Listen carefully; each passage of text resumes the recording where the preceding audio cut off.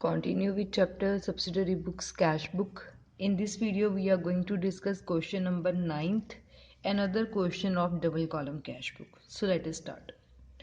Prepare a double column cash book with cash and bank columns from the following transaction of Shamsher Singh. आपको शमशेर सिंह से related कुछ transactions given है और आपको बोला गया है कि आपने डबल कॉलम कैश बुक बनानी है कैश और बैंक कॉलम के साथ.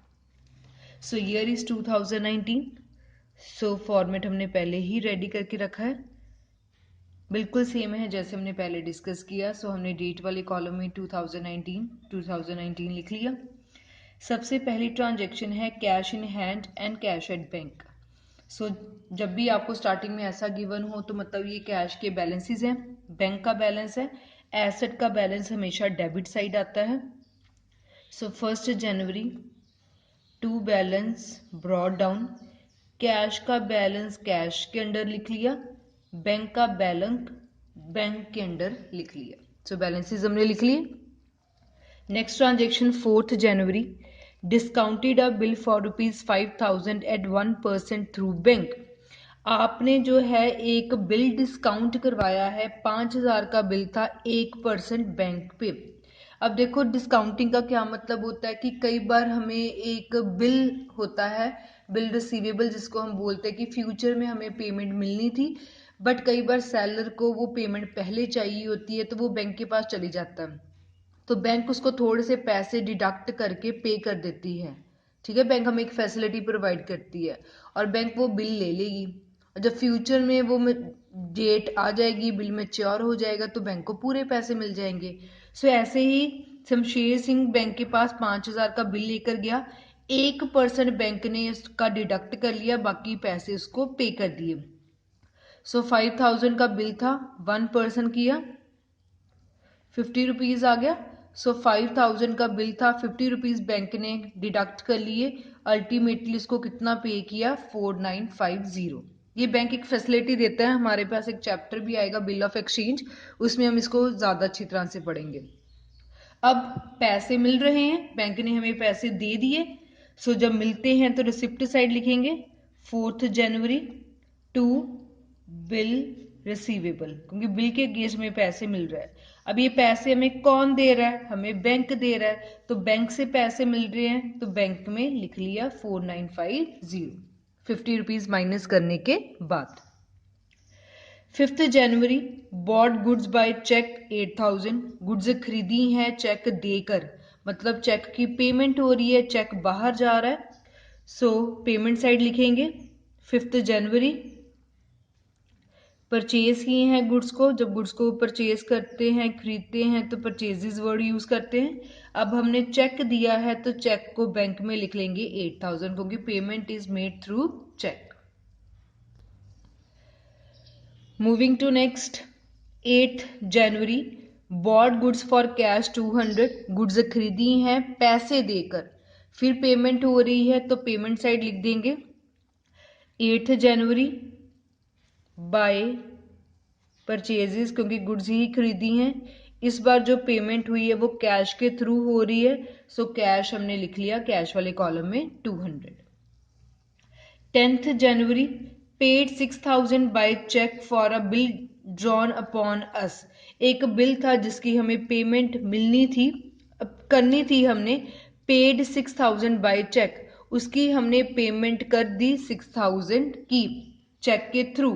हमने पे किया है, पेड हुआ है, सो पेमेंट साइड आएगा. अब हमने बिल के थ्रू पेमेंट की है, अगर तो हमें बिल के थ्रू पैसे मिलते हैं तो बिल रिसीवेबल बोलते हैं. अब बिल के थ्रू हम पेमेंट करें तो उसको क्या बोलेंगे, bills payable. Fine. Transaction is of 10 January. Cheque के थ्रू पेमेंट की है तो बैंक वाले कॉलम में लिख लिया 10,000, सॉरी 6,000. हाँ जी ठीक है. सो 6,000 की हमने पेमेंट की है चेक के बिल के थ्रू, सो बिल हमने लिख लिया, और ये पेमेंट हमने जो है वो चेक के थ्रू की है, तो चेक हमेशा बैंक को ही रिप्रेजेंट करता है, सो अमाउंट लिख ली 6,000. Moving to next 12th transaction 12 January पे ट्रेड एक्सपेंस, खर्चे पे किए हैं, सो लिख लिया payment side by trade expenses. कुछ ना लिखा जाए, मतलब कैश के थ्रू हुआ है तो कैश लिख लिया. नेक्स्ट है paid into bank. Paid into bank, bank में पैसे जमा करवाए। सो इसकी जर्नल एंट्री क्या होगी? Bank account debit to cash. अब बैंक और कैश इकट्ठे आ गया। जहां बैंक और कैश इकट्ठे आता है वो कौन सी एंट्री होती है? Contra entry. और कॉन्ट्रा एंट्री का इफेक्ट दोनों साइड पड़ता है। अमाउंट है हमारे पास 1000। सो बैंक डेबिट है, बैंक के डेबिट में डाल देंगे 1000। कैश क्रेडिट है, कैश के क्रेडिट में डाल देंगे 1000। कॉन्ट्रा कॉन्ट्रा, ठीक है। यहां बैंक में पैसे डाले तो रिवर्स ही लिखते हैं टू कैश अकाउंट, और यहां लिख लिया बाय बैंक अकाउंट। ट्रांजैक्शन है 17 जनवरी की। सो 17 जन, ठीक है। अगर आपको ऐसे नहीं पता लगता तो हमने ऐसे ही पढ़ा था कि हमने बैंक में पैसे जमा करवाए, सो हमारा बैंक का कॉलम बढ़ गया, जो हमारे पास कैश था वो कम हो गया। जब हम पैसा आता है तो डेबिट में हम लिखते हैं जब बढ़ता है, और जब पैसा कम हो रहा है तो उसको हम क्रेडिट में शो करते हैं। कॉन्ट्रा एंट्री हमने पहले भी डिस्कस की है। Moving to next, 18 January, Jaws who owed us 2000 became insolvent and paid 50 पैसा पर रुपी। जॉन्स हमारा एक डेटर होगा, उसने हमें 200 रुपीज देना था, बट अब हमें सिर्फ 50 पैसा देकर गया है। सो 200 रुपीज था, सिर्फ 50 पैसा इन रुपी हमें पेमेंट हुई है, मतलब इसकी हमें हाफ पेमेंट हुई। हमें कितना पैसा मिला है? ₹100। अब पैसा हमें मिल रहा है, जितना मिला है बस उतना ही लिखेंगे। टू जॉज, हमें कैश मिला है, क्योंकि बैंक करप्ट हुआ तो हमें पैसा मिल गया। कितना मिला? सिर्फ 50%। सो हमने लिख लिया 100। हमने यहाँ कैलकुलेट कर लिया। एंड ट्रांजेक्शन इज ऑफ 8 जनवरी। हम सिर्फ कैश से रिलेटेड ट्रांजेक्शन डाल रहे, कितना पैसा आया कितना गया, बाकी हम कुछ नहीं देख रहे कि हमारा बैड डेट कितना हुआ, डिस्काउंट कितना हुआ, क्योंकि इसमें हम उसको नोट ही नहीं करते। 20th January, received 100 from Govind and allowed him discount 20। हमने गोविंद से 100 रुपीज हमें मिला और हमने इसको 12 का डिस्काउंट दिया। हमें मिला कितना है? 100 मिल रहा है, सो रिसिप्ट साइड लिखेंगे। टू गोविंद, कैश मिल रहा है, सो कैश में लिख लिया। डिस्काउंट का यहाँ कोई मतलब नहीं है क्योंकि डिस्काउंट वाला कॉलम हमने बनाया ही नहीं। Moving to next, paid 250 to Madan and he allowed us discount 20। अब हमने पेमेंट की है मदन को 250 की, डिस्काउंट तो हमने देखना ही नहीं ना, पेमेंट की है तो पेमेंट साइड लिख लेंगे। बाय मदन अकाउंट, कितनी पेमेंट की है? 250 की, लिख ली 250, और ट्रांजेक्शन है 21 January. Then 22 January, withdraw from bank for office use. अब बैंक से पैसे विड्रॉ करवाए हैं, सो कैश आ गया। Who is a giver? Bank. Again cash और बैंक इकट्ठा आ रहे हैं, मतलब ये कौन सी एंट्री है? Contra entry. जब हमने बैंक से पैसा निकलवाया तो हमारा कैश बढ़ गया, सो कैश बढ़ गया।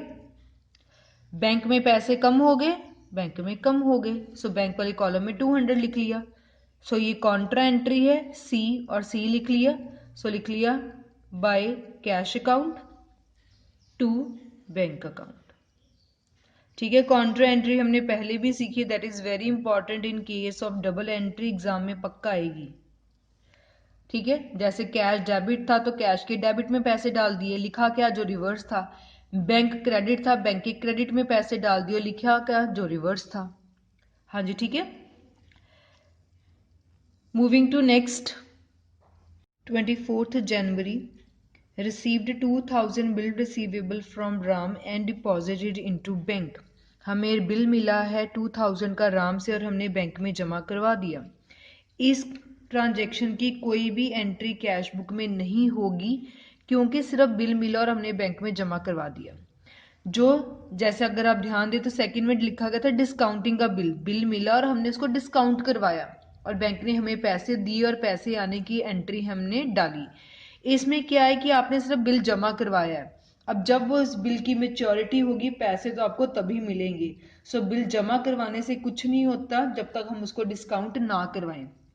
सो अगर सिर्फ डिपॉजिट करवाया है लाइक इन ट्रांजेक्शन नंबर 24, इसकी कोई भी एंट्री हम यहाँ रिकॉर्ड नहीं करेंगे।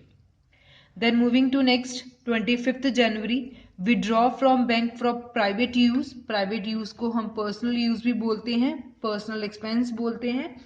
सो 100 रुपीज विड्रॉ करवाए हैं बैंक से अपने पर्सनल यूज के लिए, जिसको ड्राइंग्स से रिप्रेजेंट किया जाता है।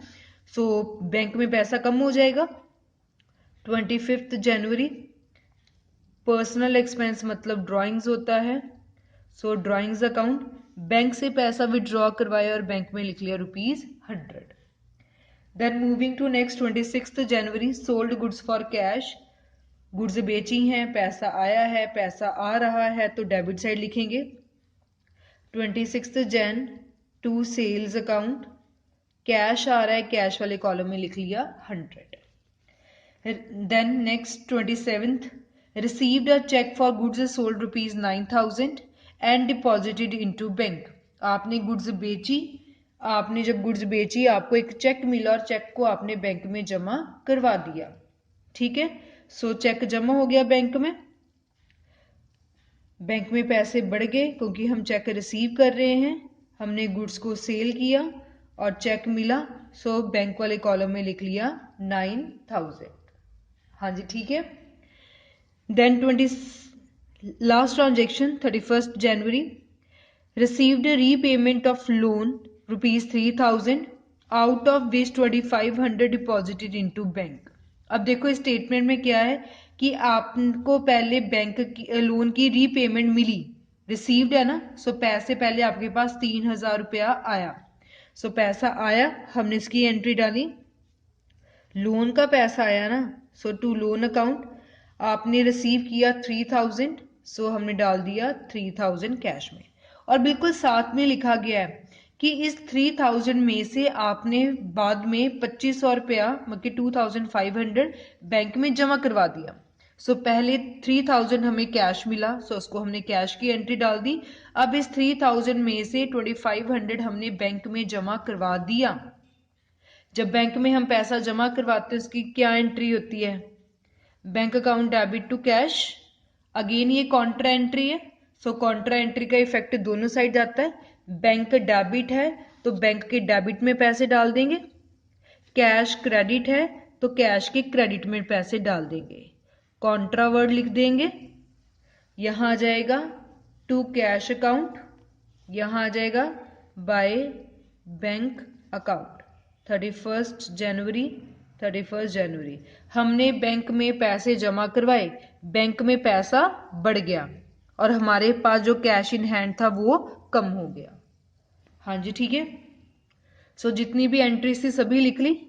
लास्ट में अब हम इसका टोटल करते हैं।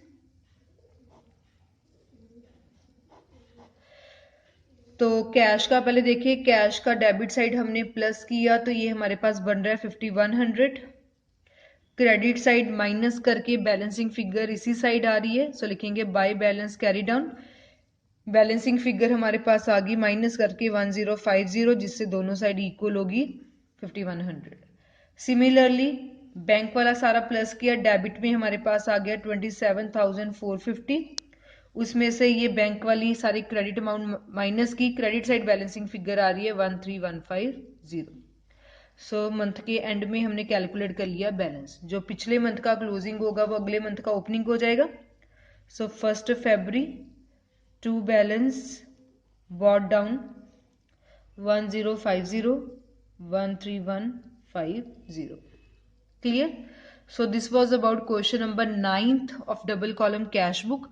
बहुत इजी है, आपको बस इतना ध्यान में रखना है कि अगर कैश आ रहा है तो डेबिट में, अगर कैश जा रहा है तो क्रेडिट में, अगर बैंक में पैसे आ रहे हैं तो डेबिट में, अगर बैंक से पैसे बाहर जा रहे हैं तो क्रेडिट में। और कॉन्ट्रा एंट्री का तो आपको स्पेशल ध्यान में रखना है, ठीक है। सो कॉन्ट्रा एंट्री के बगैर डबल एंट्री नहीं आएगी, contra entry will be there. So contra entry दोबारा से डिस्कस हम कर लेते हैं, जिसमें बैंक और कैश इकट्ठा आता है उसको कॉन्ट्रा एंट्री बोलते हैं।